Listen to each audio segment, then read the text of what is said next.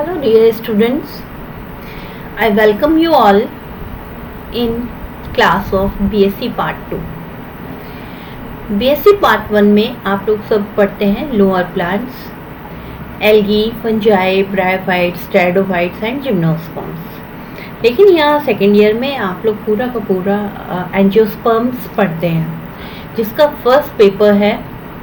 उसमें taxonomy and angiospermic classification उसका first division है। तो मैं आज आपका यहीं से सिलेबस स्टार्ट कर रही हूँ। एंजियोस्पर्म्स बेसिकली हैं क्या? Angiosperms are the flowering plants. अभी तक आपने जितने भी लोअर प्लांट्स देखे उनमें किसी में भी फ्लावरिंग नहीं होती थी। बस आप फेड्रा जो कि जिम्नोस्पर्मिक मेंबर है, हायर मोस्ट मेंबर है उसका, तो उसमें आप मेल एंड फीमेल फ्लावर्स देखा आपने।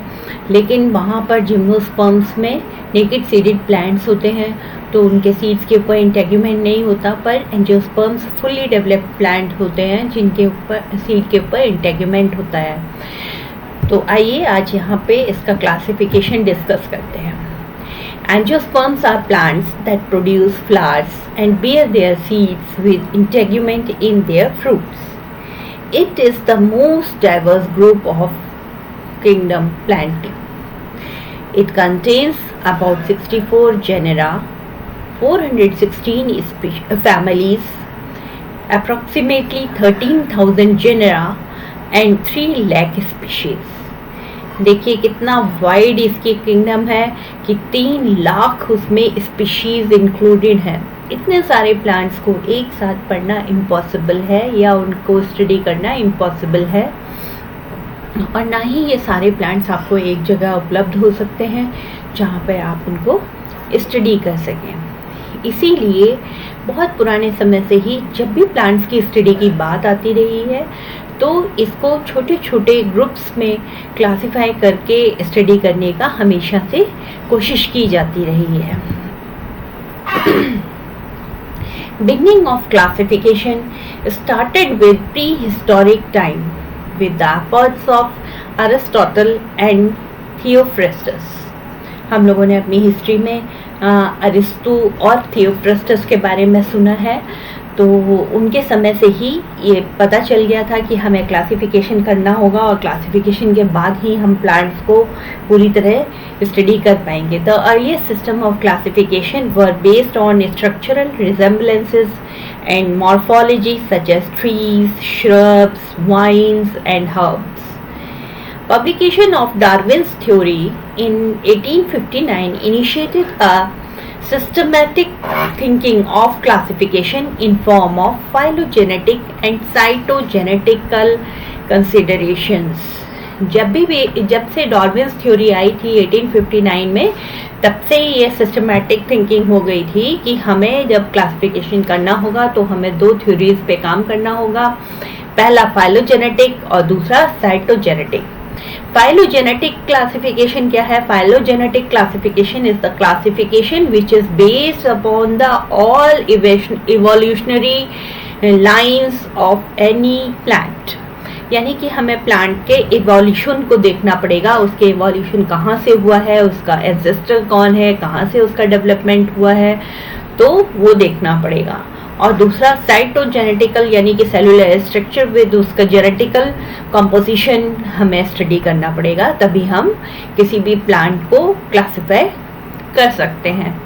लेकिन 1960 में मेंडल्स लॉ को जब दोबारा से रीडिस्कवर किया गया, तो रीडिस्कवरी के बाद एक अलग से रिवॉल्यूशन आया और उसमें कहा गया कि प्लांट्स को अगर स्टडी करना है, उसके क्लासिफिकेशन करना है, तो उसका साइटोलॉजिकल और जेनेटिकल डेटा को स्टडी करना पड़ेगा और पॉपुलेशन स्टैटिस्टिक्स को इवैल्यूएट करना पड़ेगा, specially in the case of species and population.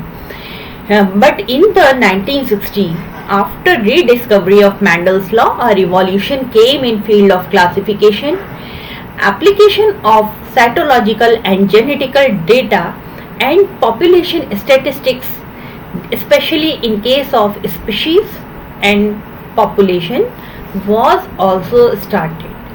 This was the first true experimental approach in the field of taxonomy.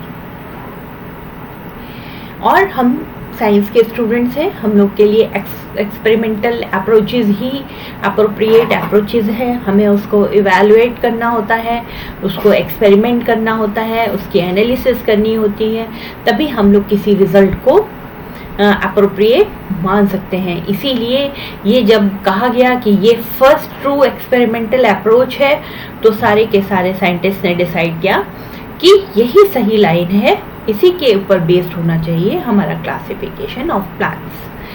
तो जब ये एक थ्योरी बन गई कि इसी के ऊपर सारा क्लासिफिकेशन बेस्ड होना पड़ेगा, तो ये थोड़ी टेक्निक कॉम्प्लेक्स लगी. तो उस समय पर साइंटिस्ट ने ये सोचना शुरू कर दिया कि इससे सिंपल कौन सी टेक्निक हो सकती है जो कि टेक्निकली करेक्ट हो, एक्सपेरिमेंटल हो, और उसके बाद हम सही क्लासिफाई कर पाएँ. So after 1960 an era started to search and develop relatively simple techniques and ideas. Haywood in 1969 referred this period as taxonomic revolution and explosion, and he gave two main areas of classification. उन्होंने दो main areas बताए कि हम इन दो main areas के ऊपर काम कर सही क्लासिफिकेशन अचीव कर सकते हैं. कीमोटैक्सोनॉमी एंड केमिकल टैक्सोनॉमी. कीमोटैक्सोनॉमी और केमिकल टैक्सोनॉमी का मतलब हुआ कि उसके केमिकल कंपोजिशन, उसके केमिकल कॉन्स्टिट्यूशन पर हम लोग एनालाइज करेंगे कि जिनका केमिकल कॉन्स्टिट्यूशन सेम होगा वो सेम ग्रुप के या कैटेगरीज के मेंबर्स होंगे. और दूसरा उन्होंने कहा कि न्यूमेरिकल टैक्सोनॉमी और टैक्सीमेट्रिक्स के ऊपर ध्यान देना पड़ेगा, तो जिससे कि हम लोग सही पता कर सकते हैं कि कौन सा प्लांट किसके नियर बाई है और कौन किससे कोरिलेट करता है.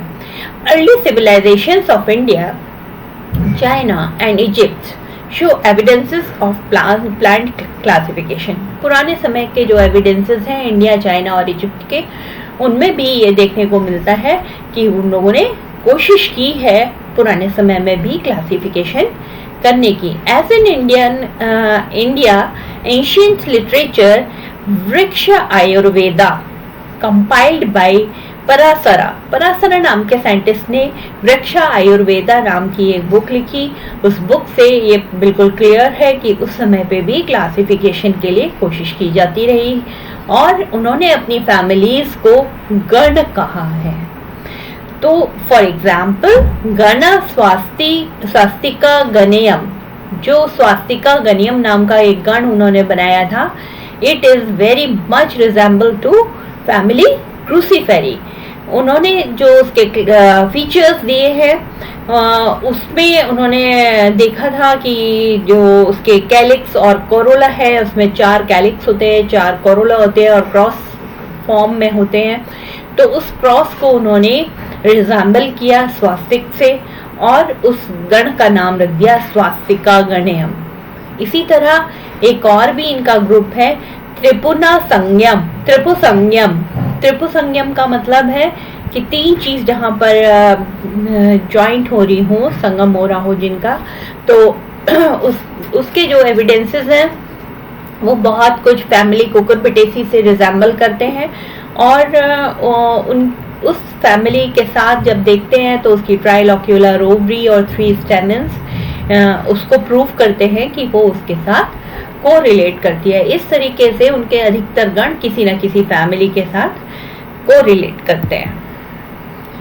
जब हम ये सारी चीजें देखते हैं, इस तरीके से बहुत सारे साइंटिस्ट ने अपने विचार दिए, और शुरू से लेकर अभी तक के जितने भी क्लासिफिकेशंस आए हैं, हम जब उनको कैटेगराइज करके अपनी सहूलियत के हिसाब से उनको स्टडी करना चाहते हैं, जिससे कि हम इजीली उनको समझ पाएं, तो हम उनको 3 कैटेगरीज में डिवाइड कर देते हैं.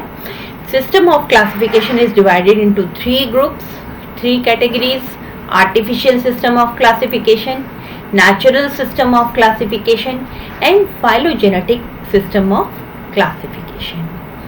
तो बच्चों, आज के लिए हम इसको यहीं तक पढ़ेंगे। अगर हम आपको कोई भी चीज़ छोटे छोटे कैप्सूल्स के फॉर्म में देते हैं तो आप उसको इजीली याद कर पाएंगे। आज के लिए आप इतना लर्न करिए, और कल हम अपना नेक्स्ट लेक्चर देंगे आपको आर्टिफिशियल सिस्टम ऑफ क्लासिफिकेशन पर। इसी तरीके से इसको हम 4 पार्ट्स में देंगे।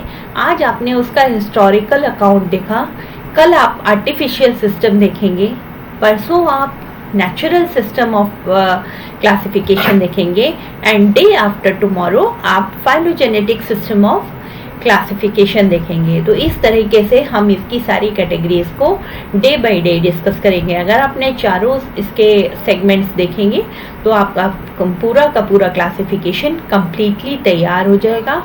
और इसी के साथ आज के लिए थैंक यू, गुड बाय।